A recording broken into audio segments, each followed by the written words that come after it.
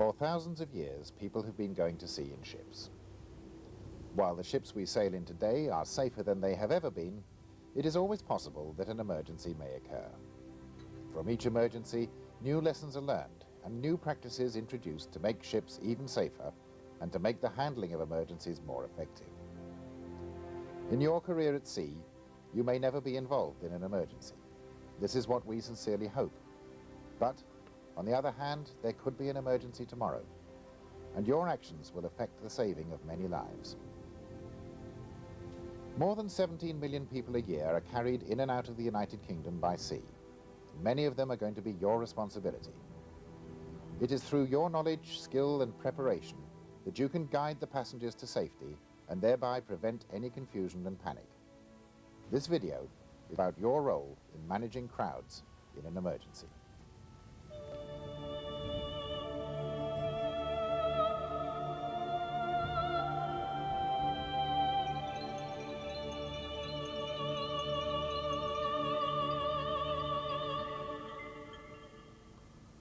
If a serious emergency occurs at sea, the general procedure will go like this. The first thing to be done is to inform the crew that something has happened.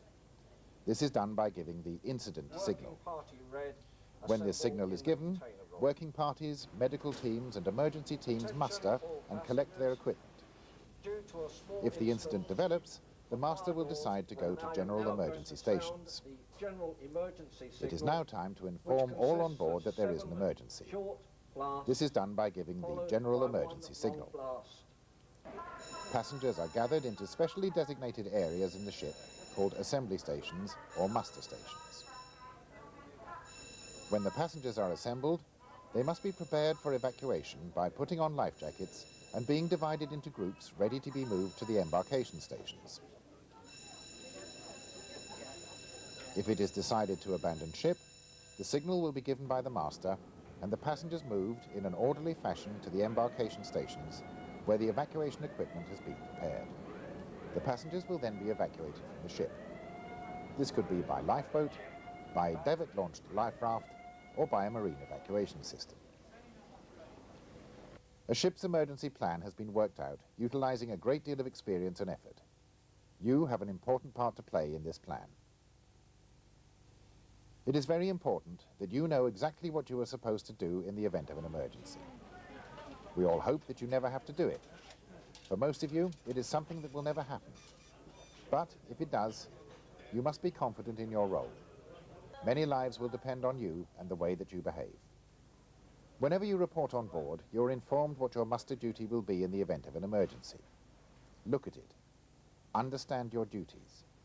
Know where you are supposed to be at each stage and what you are supposed to do. Muster lists are on display throughout the crew areas and show every crew member's duties. This, together with the control plans and safety equipment, form a highly detailed and carefully worked out scheme for dealing with emergencies.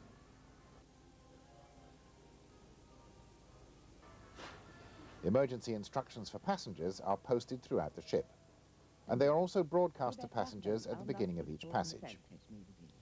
The languages chosen for these instructions are those most commonly used amongst your passengers for the route on which you are sailing. The signs which are used to direct passengers to muster at the assembly stations and to move towards the embarkation stations are universal and look like this. These are directional signs. Low-level lighting is now being installed on ships to assist in poor visibility.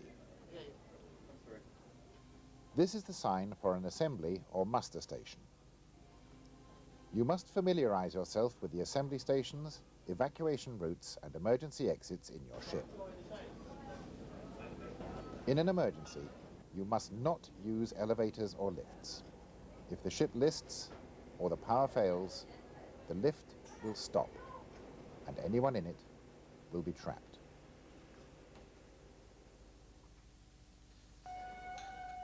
The incident signal is sounding.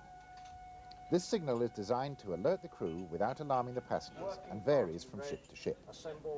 You must be aware of what the incident signal sounds like on your ship. When it sounds, you must immediately make safe what you are doing and go directly to your muster duty. The general emergency signal is the next to sound.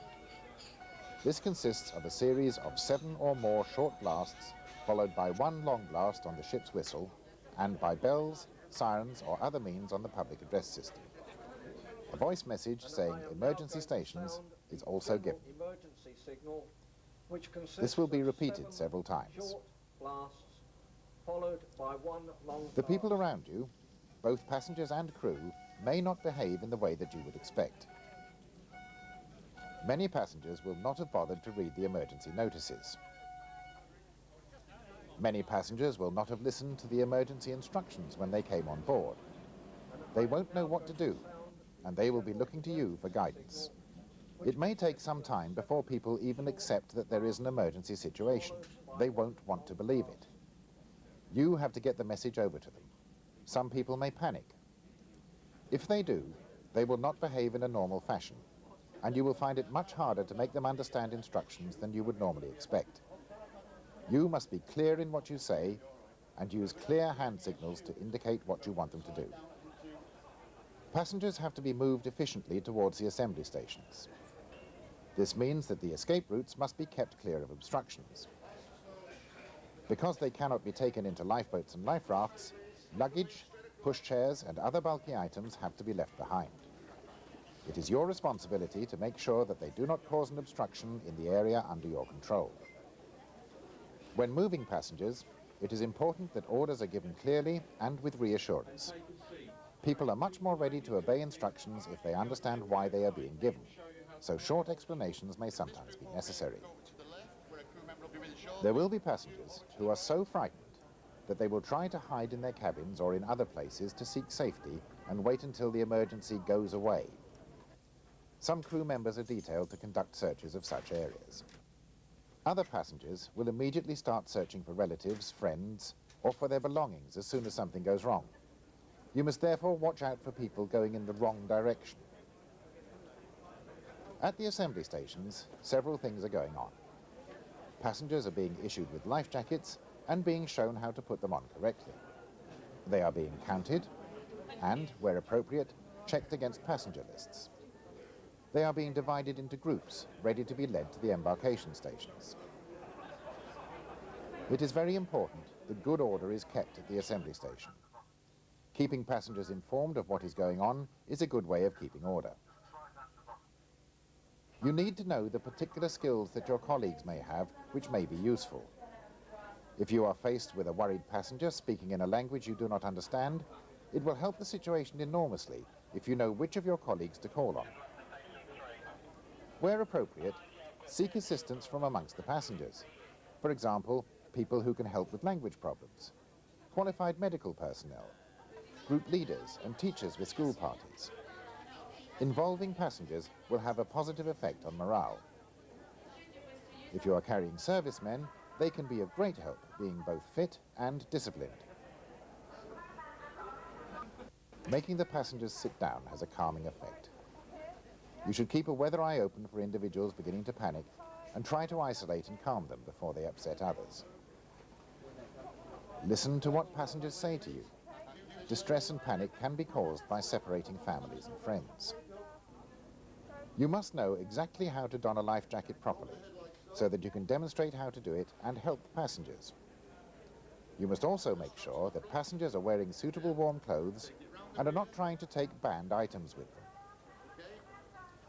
There is no room in the life rafts and lifeboats for luggage, wheelchairs, pushchairs, etc. Alcohol is strictly forbidden. If a passenger is to be evacuated by a life raft or a method which uses a chute, they must be asked to remove anything which might damage the fabric. It is very important that accurate records are kept so that everyone is accounted for. Reporting of numbers is vital, and your ship's procedure must be adhered to strictly. When preparing passengers to be moved to embarkation stations, be aware that separating families and friends will cause distress and possible panic. As passengers are moved along evacuation routes, there will be occasions when they have to stand and wait. This is because all evacuation systems take time to prepare and operate safely. Lifeboats have to be prepared, brought into position, loaded and lowered. Marine evacuation systems have to be inflated and life rafts launched, brought into position and inflated. And David-launched life rafts have to be inflated, brought to position, loaded and launched. You will have to control your group and keep them calm. And one of the best means of doing this is by keeping them informed of what is going on. Special arrangements are made for the evacuation of disabled or injured persons, and they need special assistance. Remember, it is not always easy to identify a disabled person.